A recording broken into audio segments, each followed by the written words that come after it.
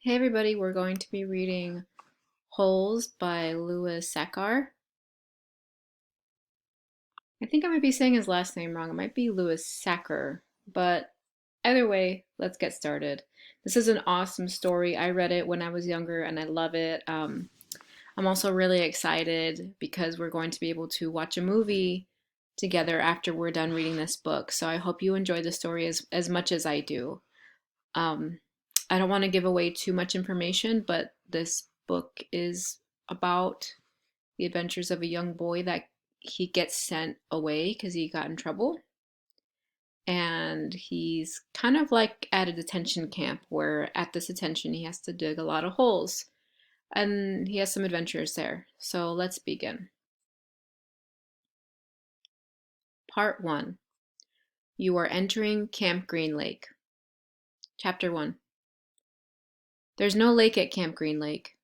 There was once a very large lake here, the largest lake in Texas. That was over 100 years ago. Now it is just a dry, flat wasteland. There used to be a town of Green Lake as well. The town shriveled and dried up along with the lake and the people who lived there. During the summer daytime, temperatures hovered around 95 degrees in the shade, if you can find any shade.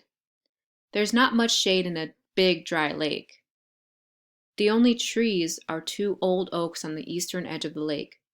A hammock is stretched between the two trees, and a log cabin stands behind that. The campers are forbidden to lie in the hammock. It belongs to the warden. The warden owns the shade.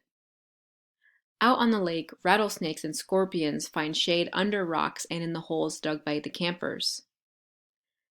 Here's a good rule to remember about rattlesnakes and scorpions. If you don't bother them, they won't bother you. Usually. Being bitten by a scorpion or even a rattlesnake is not the worst thing that can happen to you.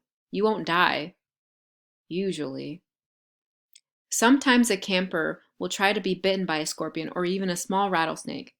Then he will get to spend a day or two recovering in his tent, instead of having to dig a hole out of the lake. But you don't want to be bitten by a yellow-spotted lizard. I'm going to scroll up. That's the worst thing that can happen to you. You will die a slow and painful death. Always. If you get bitten by a yellow-spotted lizard, you might as well go into the shade of the oak trees and lie in the hammock. There's nothing anyone can do to you anymore. Chapter 2. The reader is probably asking, why would anyone go to Camp Green Lake? Most campers weren't given a choice. Camp Green Lake is a camp for bad boys. If you take a bad boy and make him dig a hole every day in the hot sun, it will turn him into a good boy. Well, that's what some people thought. Stanley Yelnats was given a choice. The judge said, "You may go to jail, or you may go to Camp Green Lake." Stanley was from a poor family. He'd never been to camp before. Chapter 3. Stanley Yelnats was the only passenger on the bus, not counting the driver or the guard. The guard sat next to the driver with his seat turned around, facing Stanley. A rifle lay across his lap. Stanley was sitting about 10 rows back, handcuffed to his armrest. His backpack lay on the seat next to him. It contained his toothbrush, toothpaste, and a box of stationery his mother had given him. He'd promised to write her at least once a week. He looked out the window, although there wasn't much to see, mostly fields of hay and cotton. He was on a long bus ride to nowhere. The bus wasn't air-conditioned, and the hot, heavy air was almost as stifling as the handcuffs. Stanley and his parents had tried to pretend that he was just going away to camp for a while, just like the rich kids do. When Stanley was younger, he used to play with stuffed animals and pretend the animals were at camp. Camp Fun and Games, he called it. Sometimes he'd have them play soccer with the marble. Other times, they'd run an obstacle course or go bungee jumping off a table, tied to broken rubber bands. Now, Stanley tried to pretend he was going to Camp Fun and Games. Maybe he'd make some friends, he thought. At least he'd get to swim in the lake. He didn't have any friends at home. He was overweight, and the kids at his middle school often teased him about his size. Even his teachers sometimes made cruel comments without realizing it. On his last day of school, his math teacher, Mrs. Bell, taught ratios. As an example, she chose the heaviest kid in the class and the lightest kid in the class and had them weigh themselves.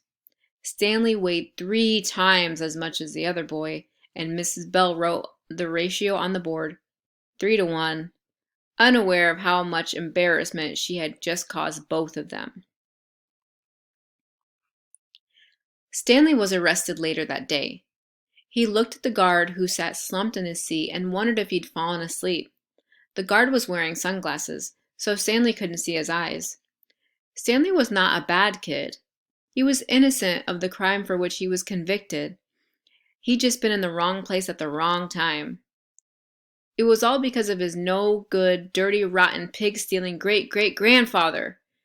He smiled. It was a family joke. Whenever anything went wrong, they always blamed Stanley's no good, dirty, rotten, pig-stealing great-great-grandfather.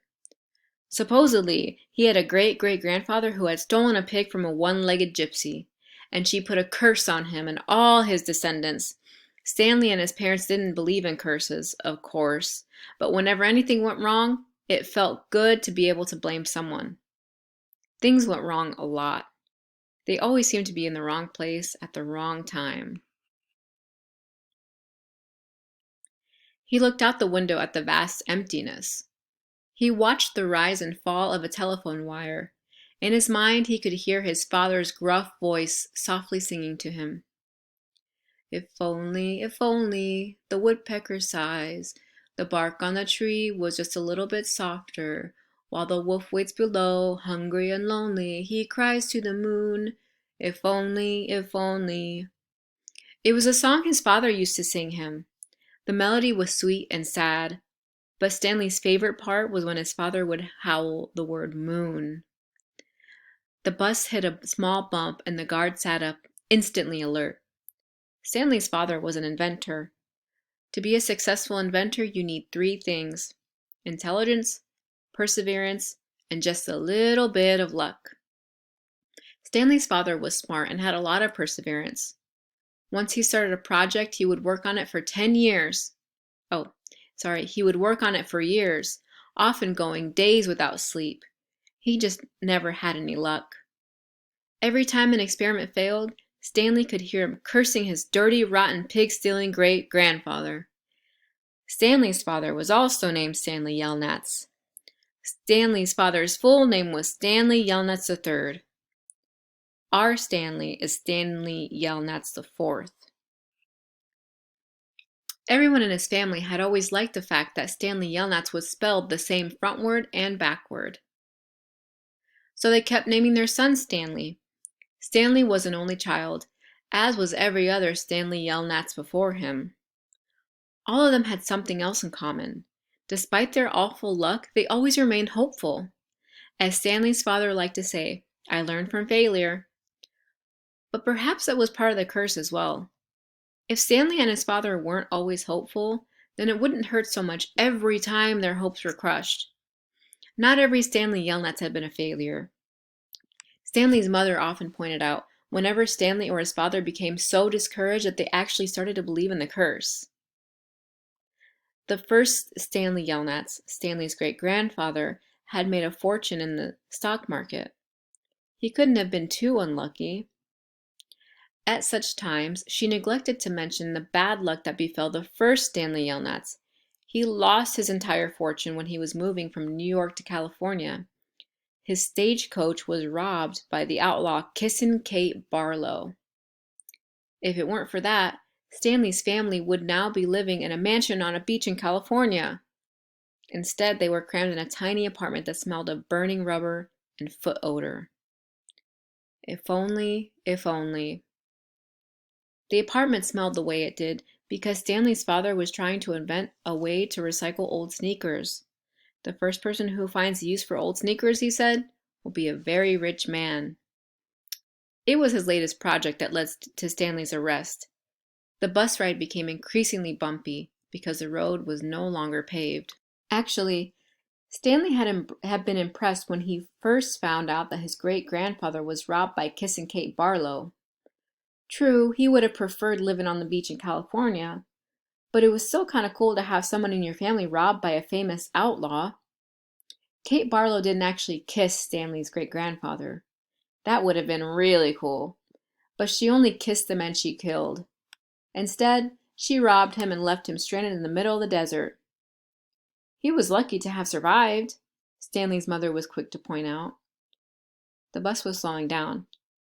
The guard grunted as he stretched his arms. "Welcome to Camp Green Lake," said the driver.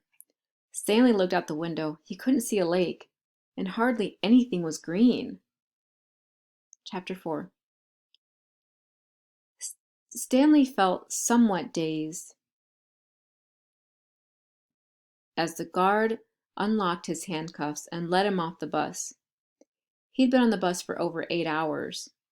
"Be careful," the bus driver said as Stanley walked down the steps. Stanley wasn't sure if the bus driver meant for him to be careful going down the steps or if he was telling him to be careful at Camp Green Lake. "Thanks for the ride," he said. His mouth was dry and his throat hurt. He stepped onto the hard, dry dirt. There was a band of sweat around his wrist where the handcuff had been. The land was barren and desolate. He could see a few run-down buildings and some tents. Farther away, there was a cabin beneath 2 tall trees. Those 2 trees were the only plant life he could see. There weren't even weeds. The guard let Stanley into a small building. A sign on the front yard said, "You are entering Camp Green Lake Juvenile Correctional Facility." Next to it was another sign, which declared that it was a violation of the Texas Penal Code to bring guns, explosive weapons, drugs, or alcohol onto the premises. As Stanley read the sign, he couldn't help but think, well, duh. The guard led Stanley into the building, where he felt the welcome relief of air conditioning. A man was sitting with his feet up on a desk. He turned his head when Stanley and the guard entered, but otherwise didn't move. Even though he was inside, he wore sunglasses and a cowboy hat. He also held a can of soda, and the sight of it made Stanley even more aware of his own thirst. He waited a while. The bus guard gave the man some papers to sign. "That's a lot of sunflower seeds," the bus guard said. Stanley noticed a burlap sack filled with sunflower seeds on the floor next to the desk. Let's scroll up. "I quit smoking last month," said the man in the cowboy hat. He had a tattoo of a rattlesnake on his arm, and as he signed his name, the snake's rattle seemed to wiggle. "I used to smoke a pack a day. Now I eat a sack of these every week." The guard laughed. There must have been a small refrigerator behind his desk because the man in the cowboy hat had produced 2 more cans of soda. For a second, Stanley hoped that one might be for him. But the man gave one to the guard and said the other was for the driver. "9 hours here, 9 hours back," the guard mumbled. "What a day." Stanley thought about the long, miserable bus ride and felt a little sorry for the guard and the bus driver. The man in the cowboy hat spit sunflower seed shells into a wastepaper basket. Then he walked around the desk to Stanley. "My name is Mr. Sir," he said. "Whenever you speak to me, you must call me by my name. Is that clear?" Stanley hesitated. Yes, Mr. Sir," he said, though he couldn't imagine that was really the man's name. "You're not in the Girl Scouts anymore," Mr. Sir said. All right, I'm going to pause right there and I will continue the reading in the next recording. Thanks for reading with me.